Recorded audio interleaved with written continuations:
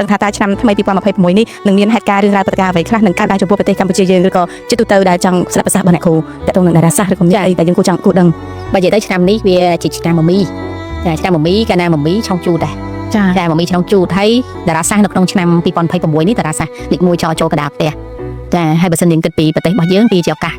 មួយពាក់ព័ន្ធនឹងការប្រមូលទេសចរចាតារាសាស្ត្រលេខ1គឺពាក់ព័ន្ធនឹងការដើរឆ្លងប្រទេសបើសិននិយាយពី business គឺ business ពាក់ព័ន្ធនឹងទឹកគឺ business បែបទេសចរ resort ចាល្អរីចម្រើនចាវិស័យទេសចរវិស័យ resort ល្អខ្លាំងនៅក្នុង2026នេះហើយបើសិនជាពាក់ព័ន្ធនឹងវិស័យនយោបាយ2026កាលណាតារាសាស្ត្រធាតុមាសធាតុទឹកចូលបែបនេះគឺពាក់ព័ន្ធនឹងទំនាក់ទំនងអន្តរជាតិខាងកម្ពុជាយើងក៏ល្អដែរនឹងពាក់ព័ន្ធនឹងអន្តរជាតិហើយជាឱកាសមួយដែលកម្ពុជាពង្រឹងវិស័យទេសចរឲ្យបានក្នុងការប្រមូលវិស័យទេសចរឲ្យខ្លាំងទៅលើឆាកអន្តរជាតិវាជាឱកាសមួយប៉ុន្តែទន្ទឹមនឹងនេះអ្វីដែលយើងគួរតែពង្រឹងនិងប្រុងប្រយ័ត្នបំផុត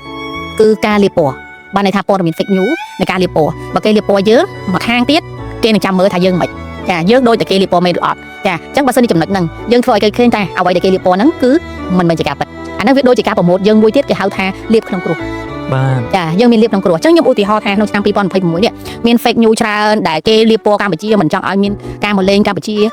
ពេលហ្នឹងពិភពលោកគេអាចនឹងមើលកាន់តែស្គាល់ប៉ុន្តែស្គាល់នៅក្នុងរូបភាពមួយដែលមិនល្អអញ្ចឹងឱកាសពេលហ្នឹងគឺជាឱកាសដែលយើងបកស្រាយនិងជាឱកាសដែលយើងបង្ហាញឲ្យគេដឹងអញ្ចឹងបើគេមើលពីកាន់បកស្រាយឲ្យលឿនបង្ហាញឲ្យគេដឹងកាន់តែលឿនខ្ញុំឧទាហរណ៍ថាបើគេនិយាយថាកម្ពុជាមិនល្អហេតុអីយើងមិនបង្កើ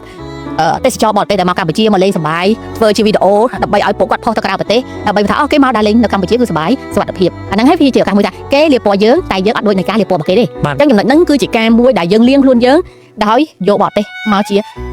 ាផុសតាងរបស់យើងអញ្ចឹងយើងឲ្យពួកគាត់អ្នកជាអ្នកដែលមកជាក់ស្ដែងថាកម្ពុជាមិនដូចអ្វីដែលគេលាបពណ៌ឃើញទេអញ្ចឹងអ្នកផ្សេងដែលគេព្យាយាមលាបពណ៌កម្ពុជា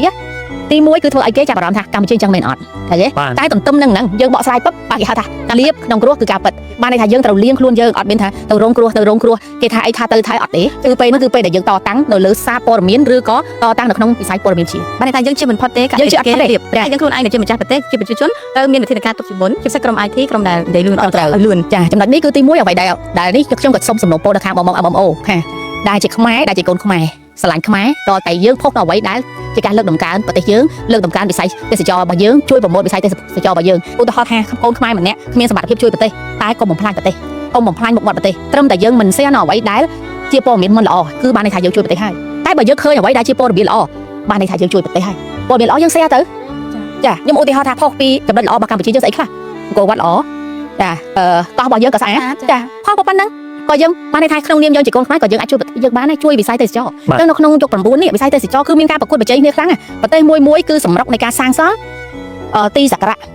គេហៅទេសចរបែបសាសនាចឹងប្រទេសផ្សេងៗដែលគេដឹងមុនគេមាន consultant គ្រូហ្វុងសូជំនាញហ្នឹងគឺគេចាប់ដើមសង់តាំងពីយុគ8ចឹងទៅពេលគេសង់ពីយុគ8យុគ9គេចាប់ដើមពីនេះហើយគេរីកចាតែចំណុចនេះហើយដែលខ្ញុំសង់ទីសក្ការៈវិមានឋានសួគ៌ហ្នឹងឃើញទេបានតែហើយនៅក្នុងដើមយុគ9ចាអត់យឺតពេលទេអ្វីមិនយឺតអត់យឺតពេលទេពួកយើងបាន plan មកមុនហើយយើងរួមគ្នាចឹងចំណុចហ្នឹងហើយដែលយើងគិតថាបើសិនជាគ្រប់គ្នាមានបេះដូងបែបហ្នឹងប្រមូលនៅអ្វីដែលខ្មែរមានអ្វីដែលអស្ចារ្យគឺយើង start ពីក្នុងឆ្នាំ2026នេះគឺឆ្នាំដែលតារាសាស្ត្រលេខ1ចូលគឺឆ្នាំដែលទេសចររីកចម្រើនស្រាប់ប្រសាសន៍របស់អ្នកគ្រូបាញ់មិញធ្វើឲ្យយើងទាំងអស់នេះហាក់បីដូចជាមានសង្ឃឹមខ្លះឡើងវិញដោយសារយើងបារម្ភពីអនាគតប្រទេសជាតិយើងតែដូចភាសាអ្នកគ្រូបាញ់មិញធ្វើឲ្យពួកខ្ញុំមានអារម្មណ៍ថាមានពលឺមកវិញខ្លះចាធម្មតាទេនៅពេលណាដែលគេធំគេមើលគេយើងហ្នឹងប៉ុន្តែហេតុអីយើងមិនធ្វើឲ្យខ្លួនយើងតូចតែតាន់ណាចាដូចសិង្ហបុរីខ្លួនគេតូចតែតាន់អញ្ចឹងដើម្បីឲ្យយើងតាន់តែយើងទៅកែប្រែស្អីខ្លះចំណុចអីខ្លះខ្ញុំឆ្លងថាហេតុអីបានជាខ្ញុំអត់ដែរទៅវាយប្រហារសម្រាប់ខ្មែរគ្នាឯងខ្ញុំអត់ប្រកួតប្រជែងជាមួយខ្មែរគ្នាឯងបាទពួកដោយសារក្នុងនាមយើងជាកូនខ្មែរតែហេតុអីបានខ្ញុំព្យាយាមប្រមូល